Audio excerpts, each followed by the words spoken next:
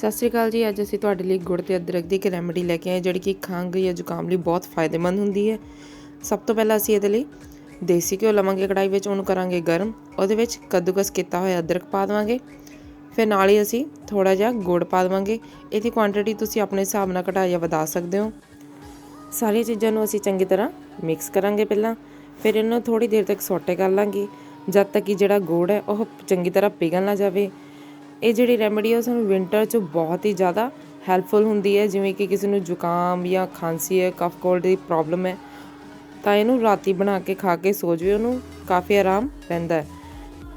ਇਹਨਾਂ ਨੂੰ ਲਗਾਤਾਰ ਅਸੀਂ ਚਲਾਉਂਦੇ ਰਹਾਂਗੇ ਜਦ ਤੱਕ ਇਹ ਬਿਲਕੁਲ ਪਿਘਲ ਨਾ ਜਾਵੇ ਜਿਹੜਾ ਸਾਡਾ ਗੁੜ ਹੈ।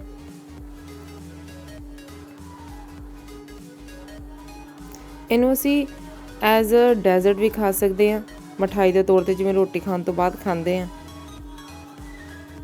ਜੈਗਰੀ ਲਗਭਗ ਸਾਡੀ ਮੈਲਟ ਹੋਣ ਵਾਲੀ ਹੈ। 2-3 ਮਿੰਟਾਂ ਦੇ ਅੰਦਰ ਹੀ ਇਹ ਚੰਗੀ ਤਰ੍ਹਾਂ ਮੈਲਟ ਹੋ ਜਾਂਦੀ ਹੈ। ਜਦੋਂ ਇਹ ਪੂਰੀ ਤਰ੍ਹਾਂ ਮੈਲਟ ਹੋ ਜਾਵੇ ਫਿਰ ਵੀ ਅਸੀਂ ਇਹਨੂੰ 2-3 ਸੈਕਿੰਡ ਹੋਰ ਇਹਨੂੰ ਰੋਸਟ ਕਰ ਲਵਾਂਗੇ ਅਤੇ ਇਹਨੂੰ ਅਸੀਂ ਗਰਮ ਹੀ ਸਰਵ ਕਰਾਂਗੇ ਅਤੇ ਗਰਮ ਹੀ ਇਹਨੂੰ ਖਾਣਾ ਹੈ।